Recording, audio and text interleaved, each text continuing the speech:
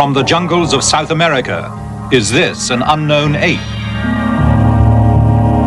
In the forests of the Congo, how huge was this snake which rose up and menaced a helicopter? In Mozambique, could this be an unknown species of big cat? In the Pacific, did this man see the legendary dragon of New Guinea? Did the mammoth and the supposedly extinct creatures of the Ice Age really all die out? Mysteries from the Files of Arthur C. Clarke, author of 2001 and inventor of the communication satellite. Now in Sri Lanka, after a lifetime of science, space, and writing, he contemplates the mysteries of this and other worlds. Even in this small island, there are reports of strange animals not yet positively identified. The horned jackal and the devil bird with its hideous strangled shriek. Yet this jungle, even though it stretches as far as the eye can see, is nothing compared with the forests which cover much of Africa and South America. There's room for a whole zoo full of unknown animals there. And looking at this, I'm reminded of a riddle posed by an old philosopher. What is the most cunning of all the animals? That which no man has yet seen.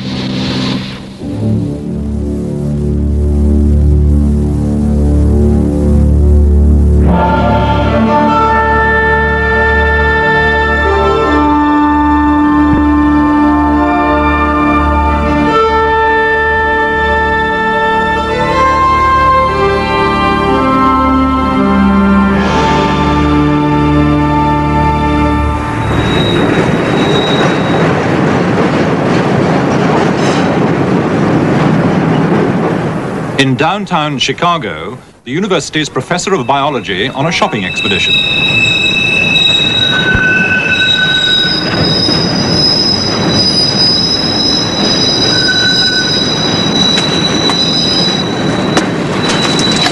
What is all of this you have?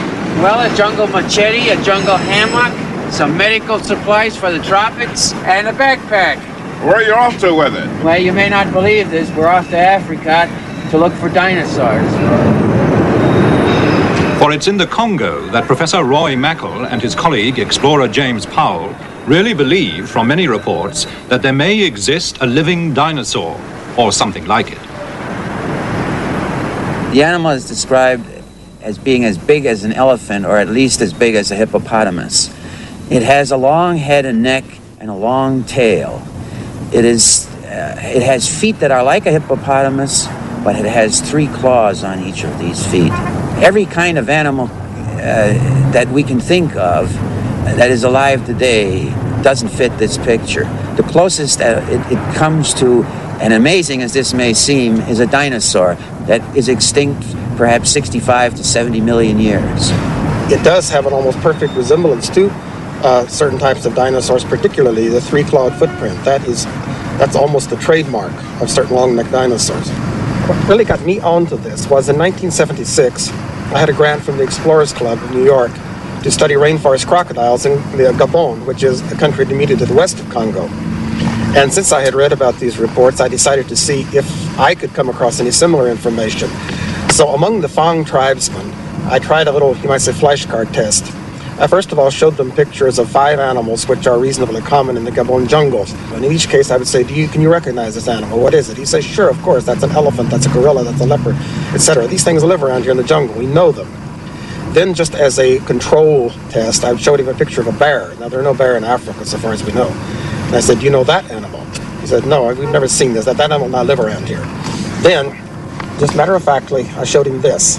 It's a picture of a diplodocus from a children's book on dinosaurs. I said, do you know that animal? And in several different villages, representing at least 2 different cultural groups, I would get consistent answers, yes, that's the Nyamala. We know that animal. It lives back in the deep lakes, deep in the jungles. Well, the evidence is strong enough that there seems to be some strange animal in this Congo. And if it's a dinosaur, it would be interesting enough for us to leave Chicago, the bright lights, the ghost of Mayor Daley, and go to the Congo. Thus inspired, Chicago's Congo Expedition 1980 equips itself with the unknown. Well, since the hammock works, James, I think I'll try on this mosquito hat. It won't keep out any mosquitoes, but let's see if it keeps out the snowflakes today. Oh, that is great. The Parisian origin. It feels warmer already. I don't feel any snowflakes, so it must work on mosquitoes too. Somehow it doesn't look like the picture, does it? Well, that may sound a little crazy, and later we'll see what happened to them. But remember that until quite recently, people refused to believe in the mountain gorilla, the okapi, the Komodo dragon. They were all discovered in this century. Even the panda's a recent arrival. It was literally pandemonium when San Francisco gave an all-American welcome to a real VIP, a very important panda. Baby Sulin is the first giant panda to be brought to captivity. Now it's tea time with Mrs. Ruth Harkness. During a grueling expedition in China, she found Sulin crying in a hollow tree. But ever seen a happier panda than this? The okapi was dismissed as a fantasy of the pygmies, the mountain gorilla too, until the first specimens were killed. Who would believe the current stories of a saber-toothed killer loose even now in the Australian bush if we didn't have evidence on film that the ferocious Tasmanian tiger, this is the last one known, was still alive in Hobart Zoo in 1933. Snakes that can swallow a donkey look like Swiss Family Robinson fiction, except we do have eyewitnesses and even photographs. This giant anaconda was killed on the Amazon. According to a Rio paper, it was 130 feet long. This one was dispatched on the banks of the Mogiachu River in the interior of Brazil. When this snake, allegedly 115 feet in length, emerged from the river Oyapock, the militia were called out to machine gun it.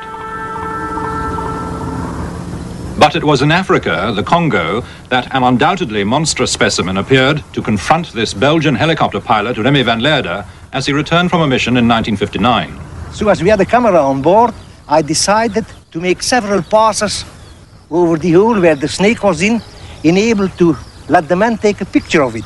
And I made certainly between 4 and 6 passes right over the hole where the snake was in.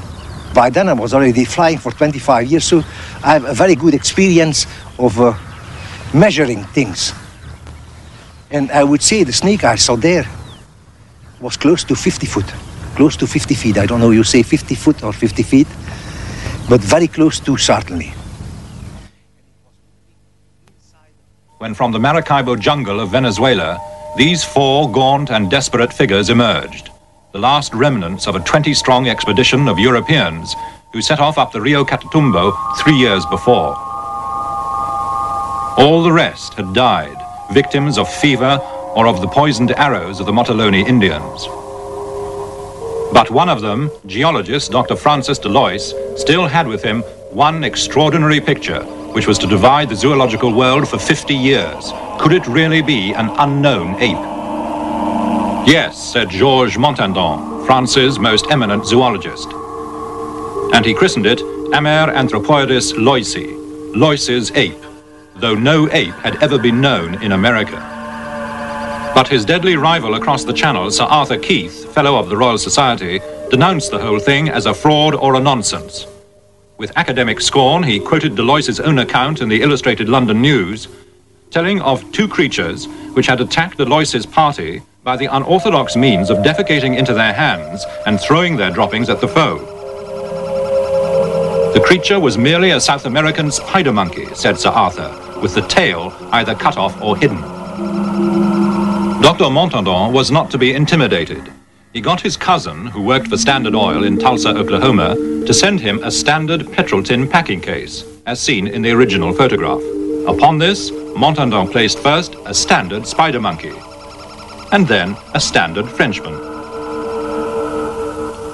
Comparison seemed to make Lois's ape well over 4 feet tall. For Montandon, it was convincing proof. Since that day, no further evidence of a great ape has emerged from South America to vindicate Dr. Montandon or destroy theories of a hoax. But the question remains, why should a Swiss geologist, not much interested in zoology, his companions dying or being murdered all around him, be bothered to fake a picture? For that reason, if for no other, Lois's ape remains a mystery.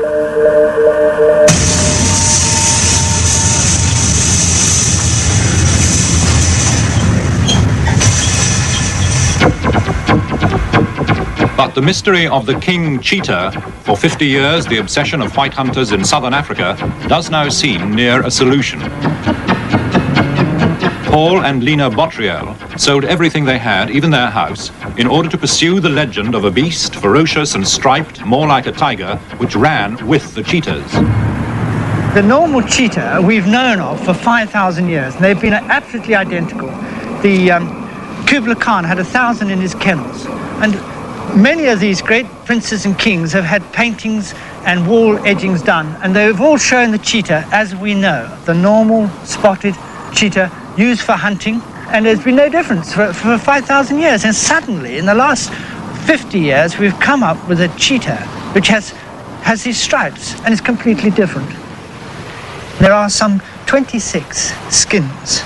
And as I say, everyone is absolutely standard. Stripes here, and the final part of the tail being ringed as it would the tiger, which is a striped cat. The Bottriels hired a balloon to search silently over the bush, until on the Mozambique border they cornered their prey.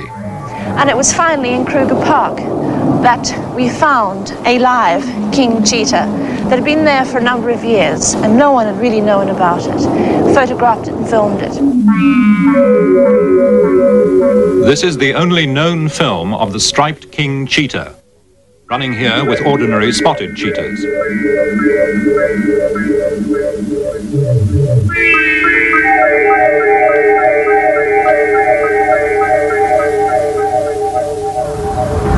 We could find a completely different species of animal, we don't know, and that in itself is enough to fight for and try and achieve. What may be a baby version of the legendary New Guinea dragon has also been filmed. It is said to kill dogs and wallabies and to grow to 20, 30, even 40 feet. In 1979, a 6-foot specimen was shot near the River Fly, and naturalist Ian Redmond determined to look for a full-grown dragon. We were staking out water holes because the lizard has to come for water every day, and some of the water holes are in a creek bed, so you're below the level of the forest floor in a creek bed by a pool. And one day there were two of us a few hundred yards apart. I was sitting by one pool and another chap by another pool, and I'd been sitting there for several hours and nothing happened. It was about 10 o'clock in the morning, and I heard these footsteps. It's a forest floor, so there's lots of dry leaves on the floor. Just these quiet, softly scrunching of dry leaves. Now, if you hear a lizard moving through the forest, it's a scurrying sound. It doesn't sound like footsteps, and I thought it must be either the other chap coming over, whether it was playing about and trying to sneak up on me. I didn't know, but it sounded very stealthy. So I'm sitting down there, and I hear this coming up behind me, and obviously you decide at some point you've got to have a look. So as they were getting closer, I thought, well, person or animal, I'm going to see what it is. So I slowly sat up and looked around, and about 10 feet away, my eyes were about on the level of the bank, about 10 feet away there was a log, and just over the log was this great lizard head.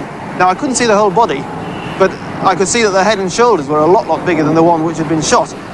So I went down for my camera again, and as I went down to get my camera, the lizard moved away. But the hunt for another of the world's tantalizing missing creatures has help from all the latest gear that Japanese technology can muster. These Japanese are in Fjordland, in the far southwest of New Zealand, looking for the largest bird that ever lived, the 12-foot-high moa.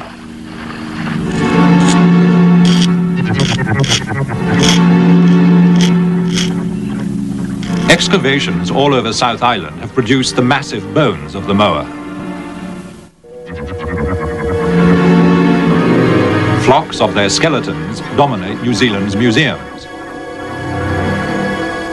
The moa certainly seems to have been seen as late as 1860, and one witness, Mrs. Alice Mackenzie, said she saw one on the sand at Martin's Bay in 1883. And it took no notice of me when I came near it. And I got nearer and nearer until I sat down on the sand behind it. And it was a bluish color, just a faded bluish gray color.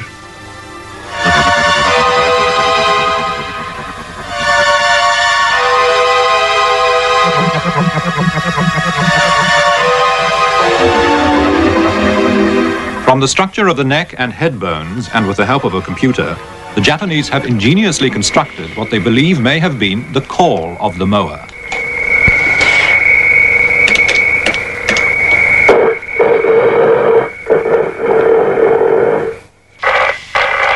Armed with the tape and stories that the call has indeed been heard in recent times, they set off into the forest, hoping for, yet perhaps fearing, a response from a bird that was supposedly able to split a man's skull with its beak or kill him with a kick.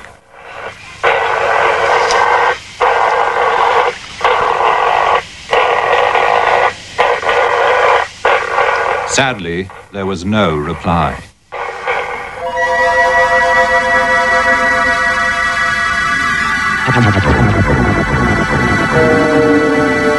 The most puzzling of all the stories of missing animals comes from the snowy regions of Siberia, the disappearance of the great hairy mammoth. Professor Vereshchagin has been on the trail of the Siberian mammoth for 40 years. И когда я бывал на Индигирке, в среднем течении, среди зарослей... When I was camping beside the river in Digirka, in Yakutia, it seemed to me that at any moment, from out of the dense undergrowth, the head of a mammoth with its hairy trunk might appear and wander into one of the clearings among the valleys. It is ideal mammoth country. Долины реки Индигирки.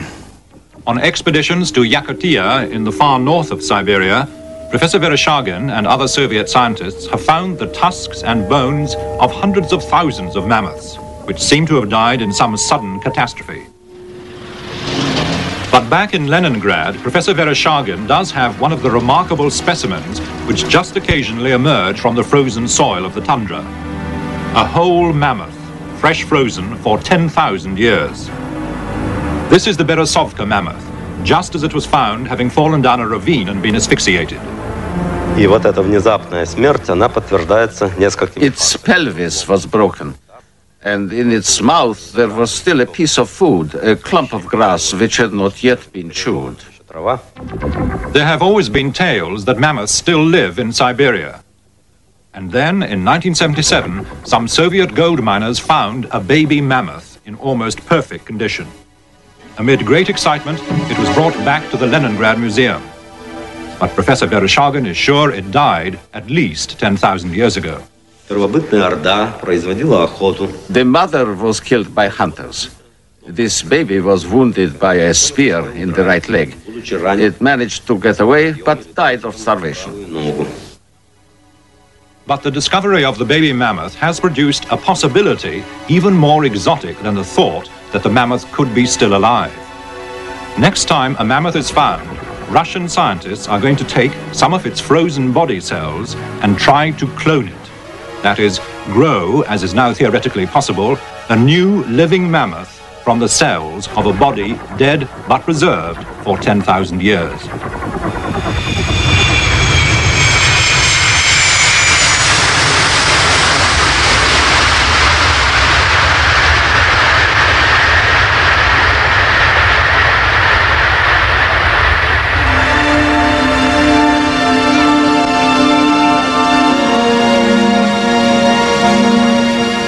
Meanwhile, in the winter gloom of Kennedy Airport, the two intrepid dinosaur hunters return from their quest in the Congo.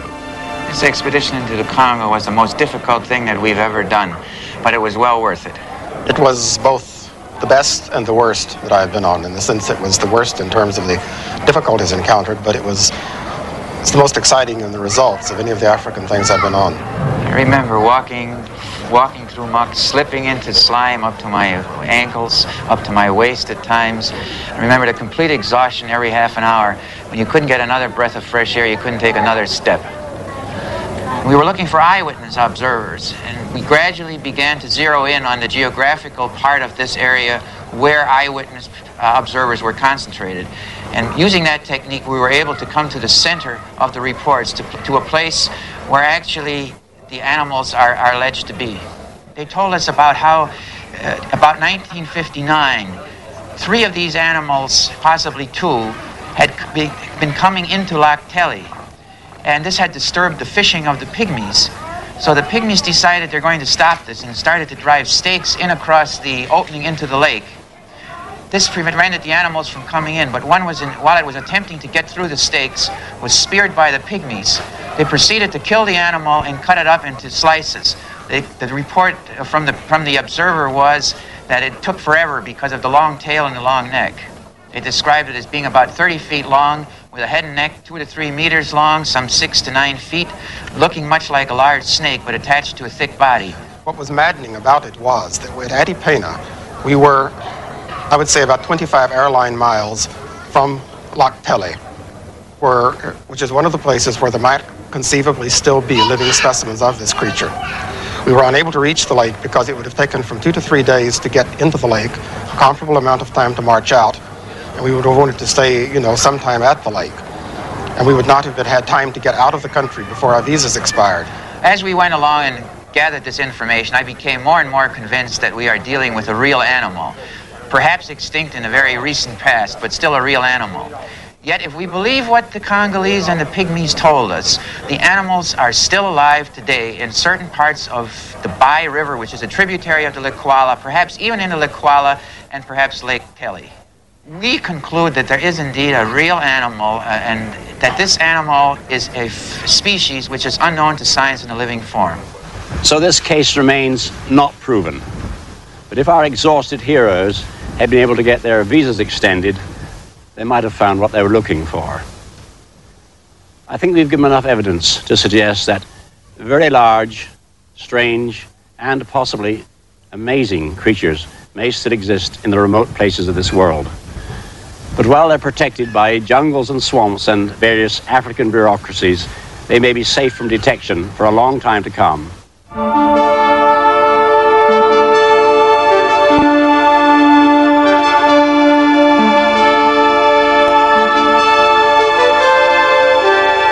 Jurassica follows next on Discovery. So, what would have happened if dinosaurs hadn't become extinct?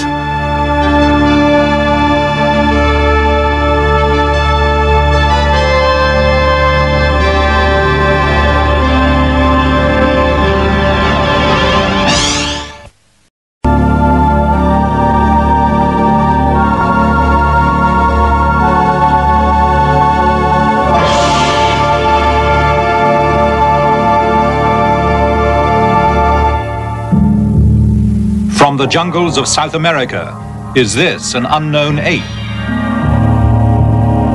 In the forests of the Congo, how huge was this snake which rose up and menaced a helicopter? In Mozambique, could this be an unknown species of big cat? In the Pacific, did this man see the legendary dragon of New Guinea? Did the mammoth and the supposedly extinct creatures of the Ice Age really all die out? Mysteries from the Files of Arthur C. Clarke, author of 2001 and inventor of the communication satellite. Now in Sri Lanka, after a lifetime of science, space, and writing, he contemplates the mysteries of this and other worlds. Even in this small island, there are reports of strange animals not yet positively identified. The horned jackal and the devil bird with its hideous strangled shriek. Yet this jungle, even though it stretches as far as the eye can see, is nothing compared with the forests which cover much of Africa and South America. There's room for a whole zoo full of unknown animals there. And looking at this, I'm reminded of a riddle posed by an old philosopher. What is the most cunning of all the animals? That which no man has yet seen.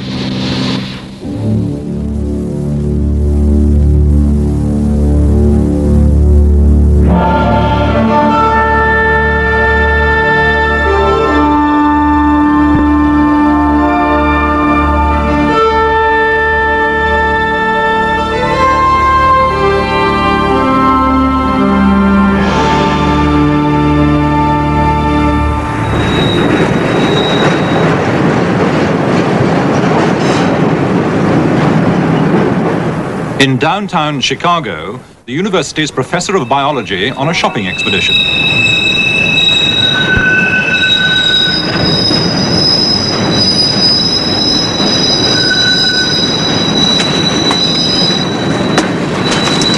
Oh, what is all of this you have?